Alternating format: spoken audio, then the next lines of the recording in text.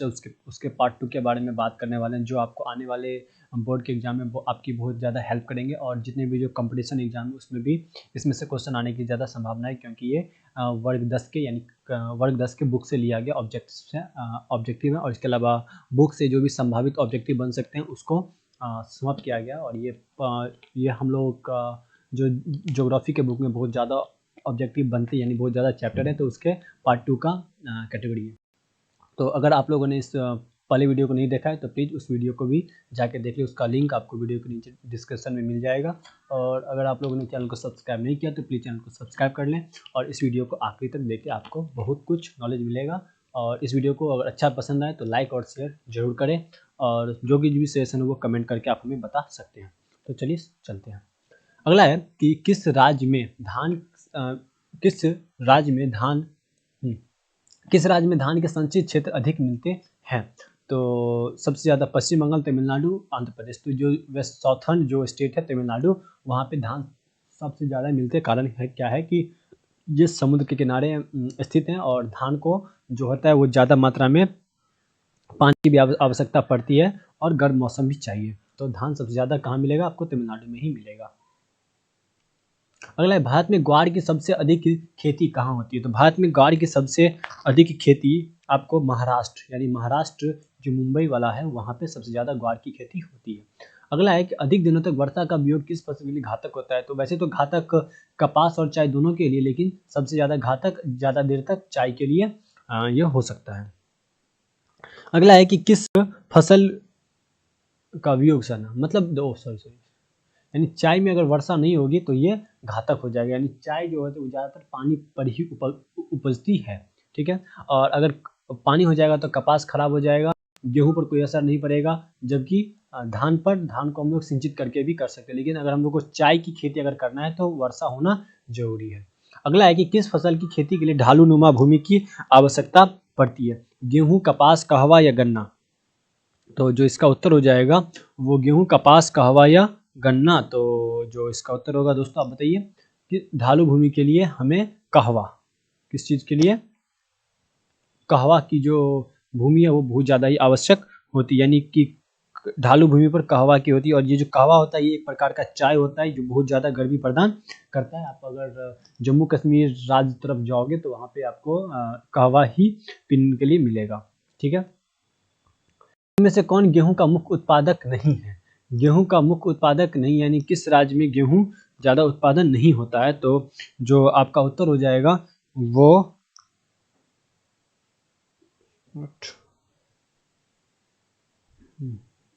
पश्चिम बंगाल, मध्य प्रदेश, तमिलनाडु, राजस्थान, यानी उत्पादक नहीं है। तो तमिलनाडु में गेहूं का उत्पादन नहीं होता है। जो तमिलनाडु एक क्षेत्र है जहाँ पे गेहूं का उत्पादन नहीं होता है, यहाँ पे सिर्फ चावल की खेती ही होती है, ठीक है। अगला क्वेश्चन है कि इनमें से कौन औद्योगिक अवस्थी का कारक नहीं है, यानी किसके कारण औद्योगिक बाजार, जनसंख्या, पूंजी या ऊर्जा का कारक नहीं है। इसमें औद्योगिक अवस्थी का कारक नहीं होगा। तो जो आपका उत्तर होगा वो हो जाएगा जनसंख्या, ठीक है। अवस्थी यानी कि आपको अगर उद्योग फैलाना है तो उद्योग के लिए बाजार की भी आवश्यकता पड़ेगी, पूंजी और ऊर्जा सभी की आवश्यकता पड़ेगी, लेकिन उद्योग से और जनसंख्या से एक दूसरे का कोई मतलब नहीं है। अगला है कि भारत में सबसे पहले स्थापित लौह इस्पात कंपनी निम्नलिखित में से कौन है। भारतीय लौह इस्पात उद्योग, टाटा लोहा इस्पात कंपनी, बोकारो स्टील, या फिर विश्वेश्वरैया लोहा इस्पात। तो सबसे पहले टाटा लोहा इस्पात कंपनी ही यहाँ पे आया था। अगला है कि पहली आधुनिक सूती निम्न मिल मुंबई में स्थापित की गई थी, क्योंकि मुंबई एक पतन है या कपास उत्पादक क्षेत्र के निकट है, मुंबई में पूंजी उपलब्ध नहीं है, या सब कुछ। तो इसके अलावा आधुनिक सूती की मिल स्थापित की गई थी क्योंकि यहाँ पे मुंबई में एक पतन भी है, यह कपास यानी इसके आसपास काली मिट्टी पाई जाती है जहाँ पे हम लोग कपास की खेती भी कर सकते हैं। अगला, मुंबई में पूंजी भी बहुत ज़्यादा है क्योंकि इसके आसपास बहुत ज़्यादा धनी मनी लोग रहते हैं, यानी आपका उत्तर हो जाएगा डी। अगला, निम्न में से कौन उद्योग कृषि पर आधारित नहीं है। तो कृषि पर जो आधारित उद्योग नहीं है वो सूती वस्त्र, सीमेंट, चीनी या जूट। तो जो सूती वस्त्र तो कपास से होगा, सीमेंट इसका उत्तर सही हो जाएगा क्योंकि सीमेंट जो होता है वो चूना पत्थर होता है, जबकि चीनी गन्ना और जूट से होता है। अगला है कि हुगली औद्योगिक प्रदेश केंद्र है। कोलकाता, रिसरा, कोलकाता, कोनीगारी, कोलकाता, मुदनीपुर, कोलकाता, हावड़ा। तो ये जो हुगली है ये कोलकाता और हावड़ा के बीच में पड़ता है।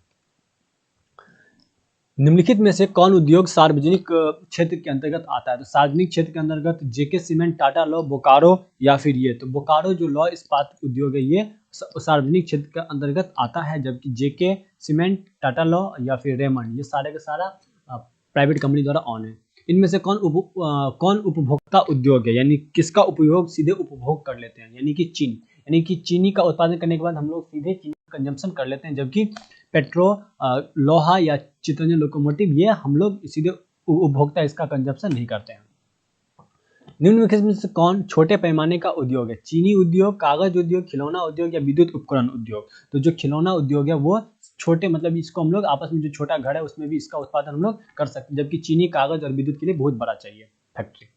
अगला है कि भोपाल गैस त्रासदी में कौन से गैस का रिसाव हुआ था? तो ये मिथाइल आइसोसाइनेट है। ये आपको हमेशा याद रखना पड़ेगा क्योंकि ये बहुत ही वीवीआई क्वेश्चन है जो कि आपको आ सकता है एग्जाम में और आपको देखने को मिलेगा। अगला है कि सिंदरी कहाँ स्थित है? तो जो सिंदरी है वो झारखंड में पाया जाता है।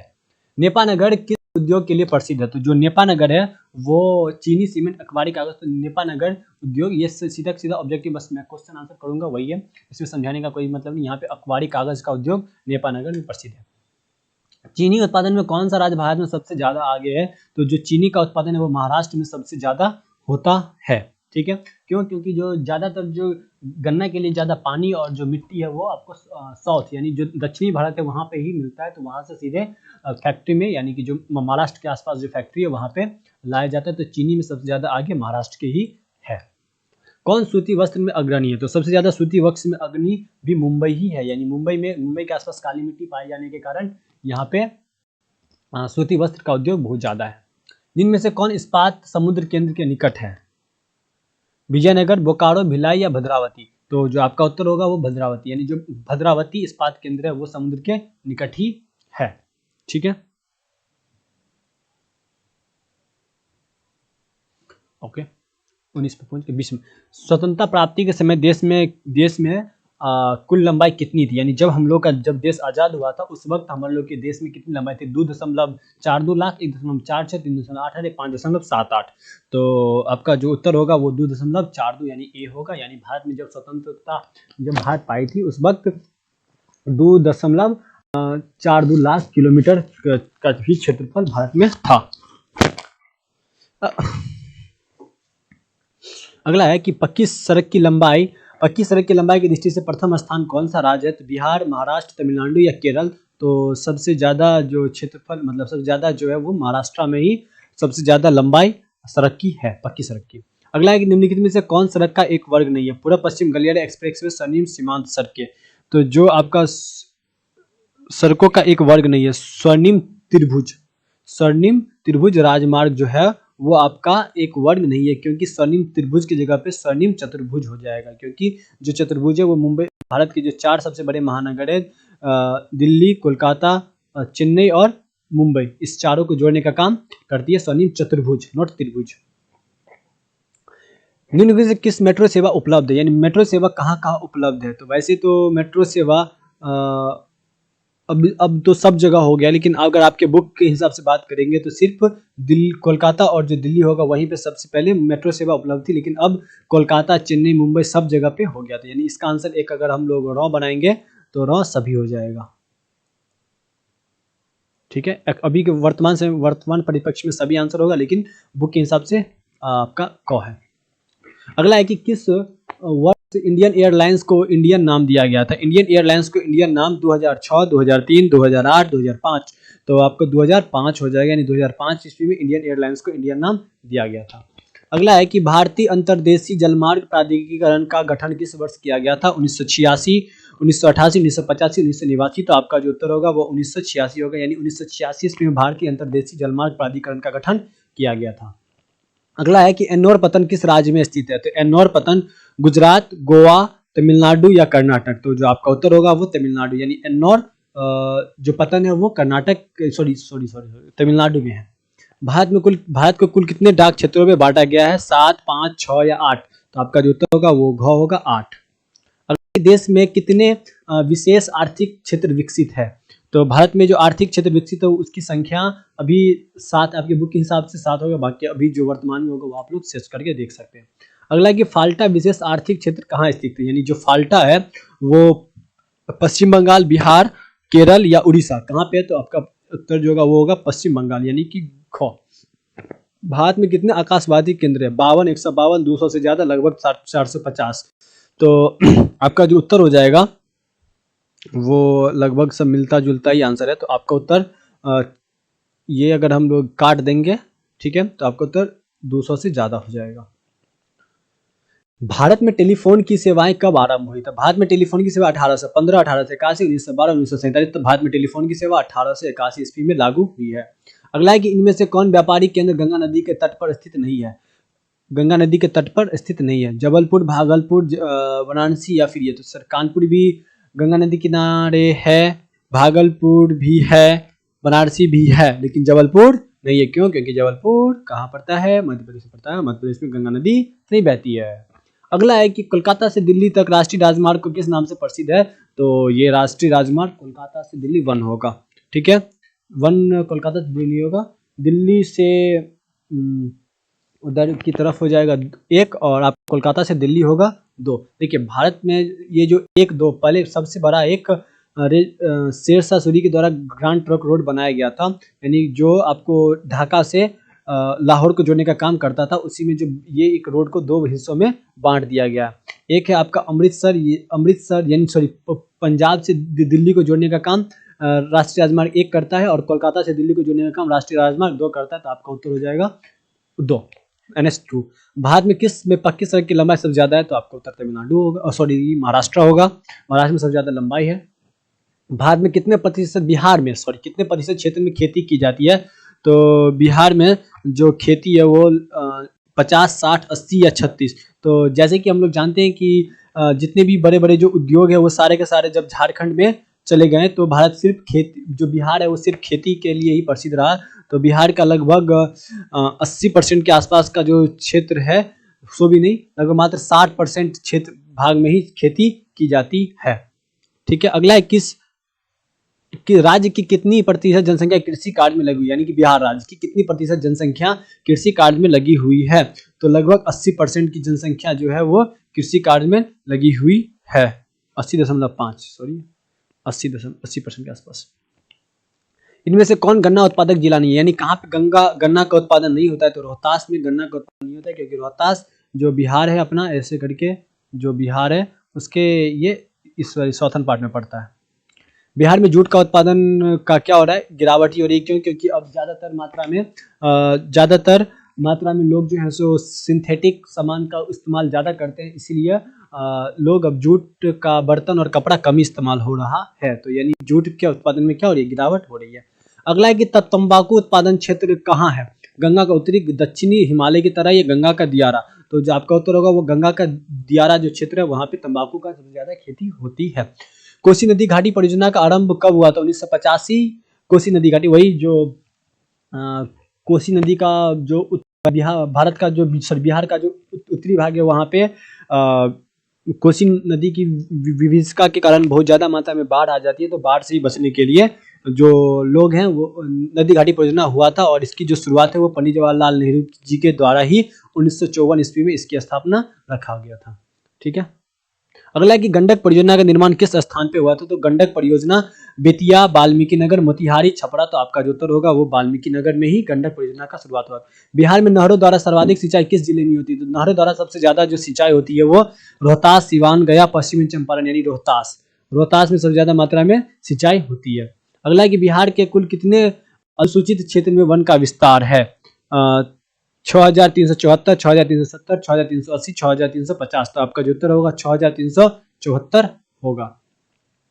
बिहार में कुल कितने अनुसूचित क्षेत्र में वन का विस्तार है? तो बिहार में अगर हम लोग बात करेंगे तो सॉरी ओके क्वेश्चन रिपीट हो चुका है, तो ये जिसका भी आंसर वही होगा। कुशेश्वर स्थान किस जिला में? तो कुशेश्वर स्थान दरभंगा जिला में है। कांवर झील कहाँ स्थित है? कांवर झील बेगूसराय जिला में है। संजय गांधी जैविक उद्यान किस नगर में स्थित है? तो संजय गांधी जैविक उद्यान जो है वो आपको दरभंगा में नहीं, वो आपको पटना में है। यानी पटना का जो जू है उसको हम लोग संजय गांधी जैविक उद्यान के नाम से भी जानते हैं। ठीक है दोस्तों, अभी हम लोग 47वें क्वेश्चन पे पहुंच चुके हैं। अब चलते हैं 48वें क्वेश्चन की तरफ। बोल रहा है कि बिहार राज्य की उत्तरी सीमा से पश्चिमी सीमा का अक्षांश क्या है? तो बिहार राज्य की पश्चिमी सीमा से उत्तरी सीमा से पश्चिमी सीमा छोर तक का अक्षांश जो है वो 27.391 नॉटिकल माइल मतलब नॉर्थ है। ठीक है, सबसे कम वर्षा कौन से जिला में होता है? तो सबसे ज्यादा जो कम वर्षा है वो बक्सर जिला में होता है। संप्रति बिहार में जिलों की संख्या कितनी है? तो 38 है, यानी बिहार में 38 जिले हैं। बिहार में विद्युत का उत्पादन सबसे अधिक कहाँ होता है? तो बिहार में सबसे ज्यादा विद्युत का जो उत्पादन है वो गोपालगंज में सबसे ज्यादा विद्युत का उत्पादन होता है। अगला है कि बिहार में सबसे बड़ा ताल क्षेत्र कौन है? तो बिहार में सबसे बड़ा जो ताल का क्षेत्र है वो बहरिया, राजगीर, दरभंगा या कैमूर? तो बढ़िया में सबसे ज्यादा ताल क्षेत्र है।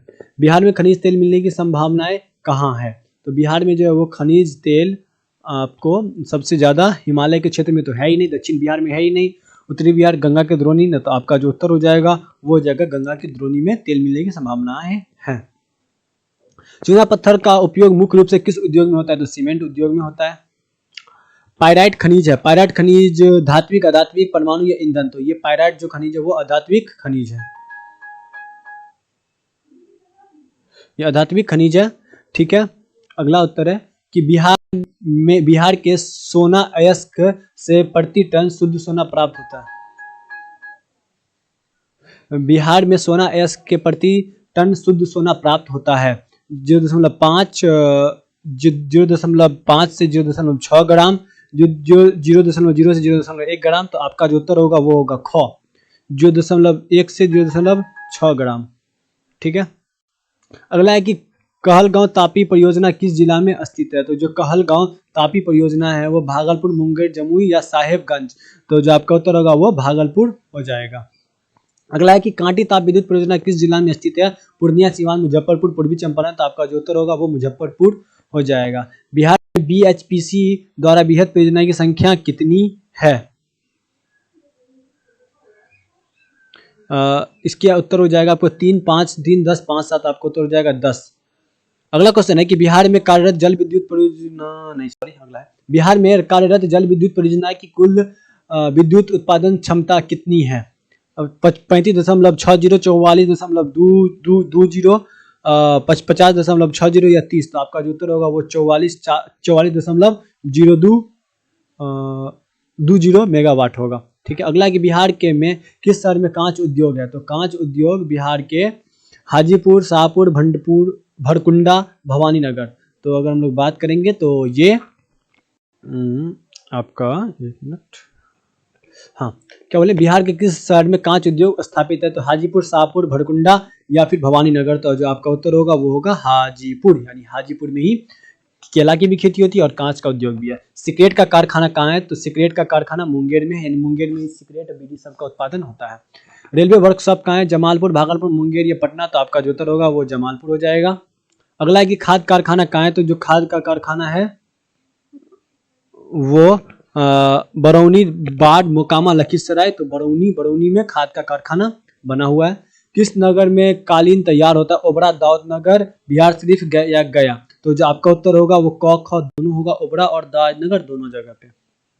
अशोक पेपर मिल किस जिला में? तो जो अशोक पेपर मिल है ये बिहार के समस्तीपुर, पटना, पूर्णिया, अररिया नहीं, पूर्णिया जिला में है। ठीक है, अगला है कि बिहार की पहली रेल लाइन थी Martin light railway, east India railway मार्ग, भारत रेल या बिहार रेल सेवा? तो आपका ईस्ट इंडिया रेलवे मार्ग बिहार की प्रथम रेलवे लाइन, क्योंकि पहले जो रेलवे लाइन है वो ईस्ट इंडिया कंपनी के द्वारा ही लाया गया था, तो उसका नाम ईस्ट इंडिया कंपनी पर ही पड़ेगा। तो क्या पटना हवाई अड्डा का क्या नाम है? जयप्रकाश नारायण हवाई पतन, पटना हवाई राजेंद्र प्रसाद? नहीं, तो आपका उत्तर होगा जयप्रकाश नारायण, यानी जेपी के नाम पर रखा गया है। ठीक है, और यहाँ से ये अंतर्राष्ट्रीय हवाई पतन है। अगला है कि ग्रांड ट्रंक रोड राष्ट्रीय राजमार्ग संख्या क्या है? तो अभी मैंने आपको बताया था इसके बारे में, तो इसकी संख्या क्या हो जाएगी? 2। अगला कि बिहार में रेलवे परिवहन का शुभारंभ कब से माना जाता है? तो 1842, 60 या 58 या 62? तो 1860 ईस्वी से। ठीक है, अगला क्वेश्चन है कि मध्यपुर रेलवे का मुख्यालय कहाँ है? तो हाजीपुर में, यानी हाजीपुर में ही मध्यपुर रेलवे का मुख्यालय है। बिहार के सीमा के रेल मार्ग की कुल लंबाई कितनी है? तो ये याद रखना पड़ेगा, 6283 किलोमीटर रेल मार्ग अभी तक बिहार में आपके बुक के हिसाब से। बिहार में रज्जु मार्ग कहाँ है? तो बिहार का जो रज्जु मार्ग बिहार शरीफ, राजगीर, गया या बांका, तो आपका राजगीर में ही रज्जु मार्ग है। मंदार हिल किस जिला में स्थित है? तो जो मंदार हिल मुंगेर, भागलपुर, बांका, बक्सर, तो आपका उत्तर होगा बांका, यानी बांका में ही मंदार हिल होता है और वहीं पे पहाड़ सब भी है। राष्ट्रीय योत संस्थान यानी योत नहीं पोत संस्थान पटना में किस घाट पर स्थित है? तो महेंद्र गांधी, दीघा या बांस, तो आपका जो उत्तर होगा वो महेंद्र घाट होगा, जहाँ पे सारे के सारे पटना के बच्चे रहते हैं और गंगा के नदी के किनारे बैठ के टाइम पास करते हैं, तो मतलब छुट्टी मनाते हैं, महेंद्र घाट। अगला है कि 2001 में बिहार की जनसंख्या कितनी? तो 2001 के अनुसार बिहार की जनसंख्या 8 करोड़ से कम थी, ठीक है। अगला है कि 1991 से 1992 बिहार की जनसंख्या में कितनी वृद्धि दर हुई? तो लगभग 28.63% की वृद्धि बिहार में हुई थी। बिहार में ग्रामीण आबादी है कितनी? तो ज्यादातर गांव की आबादी है, तो 89.5% जो आबादी है वो गांव की आबादी है, क्योंकि बिहार में ज्यादातर गांव ही अभी शहरीकरण धीरे धीरे हो रहा है। 2001 की जनगणना के अनुसार बिहार में प्रति वर्ग किलोमीटर कितने व्यक्ति रहते हैं? 772, 881, 981, 781, तो आपका जो उत्तर होगा वो 881, यानी 1 वर्ग किलोमीटर में 881 व्यक्ति रहते हैं। बिहार में सबसे अधिक आबादी वाला जिला कौन है? तो सबसे ज्यादा आबादी वाला पटना ही का शहरीकरण ज्यादा हुआ है, तो पटना में सबसे ज्यादा आदमी रहेगा। सासाराम नगर का विकास हुआ था मध्य युग, प्राचीन, वर्तमान या आधुनिक समय में? तो जो सासाराम का जो विकास है वो आपको प्राचीन काल से ही हो चुका है। और विभाजित बिहार में एकमात्र नियोजित नगर है, नियोजित नगर था यानी टाटा नगर, जो कि जब बिहार और झारखंड जब एक साथ थे उस वक्त जो टाटा नगर को ही एक नियोजित तरीके से नगर बना दिया गया था और वहां पे ही टाटा मिल्स लगा हुआ, टाटा का जो फैक्ट्री है वो लगा हुआ था। अगला क्वेश्चन है कि 2001 की जनगणना के अनुसार बिहार में नगरीय आबादी कितनी थी? तो बिहार में नगरीय आबादी 10.5% यानी कि गौ यानी सी था, ठीक है। बिहार की सबसे बड़ा नगर कौन है? तो बिहार का जो सबसे बड़ा जो नगर है वो पटना है और सबसे ज्यादा जनसंख्या भी पटना में ही रहती है, तो इसलिए आपका उत्तर हो जाएगा गौ पटना। उसके बाद अगला क्वेश्चन है कि उच्चावच प्रदर्शन के लिए हेस्सियर विधि का विकास किसने किया था? गुटेनबर्ग, लेहमान, गीगर या रिटर? तो जो आपका उत्तर होगा वो हो जाएगा लेहमान, ठीक है। अगला क्वेश्चन है कि पर्वतीय छायाकरण विधि में भू आकृतियों को किस दिशा में पड़ने पर से प्रकाश पड़ने की कल्पना की जाती है? तो उत्तर पश्चिम। क्या हो जाएगा आपका उत्तर?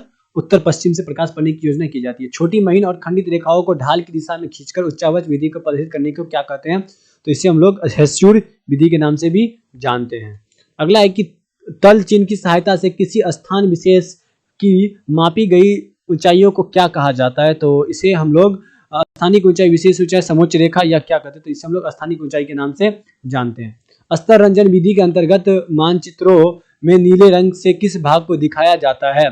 तो नीले रंग से जैसे कि आप लोग जानते हैं कि पानी को दिखाया जाएगा। यदि समोच्च रेखा एक दूसरे से बहुत अधिक दूरी पर खींचा गया तो इसमें किस प्रकार की भू आकृति का प्रदर्शन होता है? तो जो आपका उत्तर होगा, यानी अगर दूर दूर होगा तो वो धीमी ढाल दिखाएगा। अगला है कि यदि भूमि की छोटी छोटी और सटी हुई रेखाओं को प्रदर्शित हो तो उसे क्या कहते हैं? इसे हम लोग हेस्सियर कहते हैं। अगला है कि यदि समोच्च रेखाओं द्वारा किसी नदी को प्रदर्शित करने में दो से अधिक एक ही बिंदु पर मिलाई गई हो तो उस स्थान को किस प्रकार की भू आकृति का अनुमान लगाया जाता है? तब इसे हम लोग जलप्रपात के नाम से जानते हैं। जब समोच्च रेखाएं सकेंद्री वृत्ताकार हो और उनके बीच वृत्तीय रेखा एक अधिक ऊंचाई प्रदर्शित करती हो तो उसे किस प्रकार की भू आकृति का अनुमान लगाया जाता है? तो इसे हम लोग पहाड़, पठार, नदी, घाटी, जलप्रपात, तो इसे हम लोग पहाड़ के नाम से भी जानते हैं, ठीक है। अगला है कि उच्चावच प्रदर्शन में हेस्सियर विधि का विकास किसने किया था? तो लेहमान जी के द्वारा किया गया था, ठीक है दोस्तों। तो ये था पूरा का पूरा आपके पास 94 यानी 94 के आसपास क्वेश्चन, ये पार्ट 2 है। इसके बाद जो पार्ट 3 वीडियो भी आपको जल्दी देखने को मिल जाएगा, आपको उसका लिंक वीडियो के नीचे डिस्क्रिप्शन में जो मिल जाएगा। तो आपको पूरा का पूरा वीडियो देखने के लिए धन्यवाद। तो प्लीज़ अगर आप लोगों ने चैनल को सब्सक्राइब नहीं किया तो प्लीज़ चैनल को सब्सक्राइब कर लें। अगर वीडियो अच्छा लगे तो प्लीज़ कमेंट करके आप हमें अपना राय बताइएगा। धन्यवाद पूरा का वीडियो देखने के लिए, और प्लीज़ इसको अपने दोस्तों के साथ ज़्यादा शेयर करिए, चैनल को सब्सक्राइब करिए।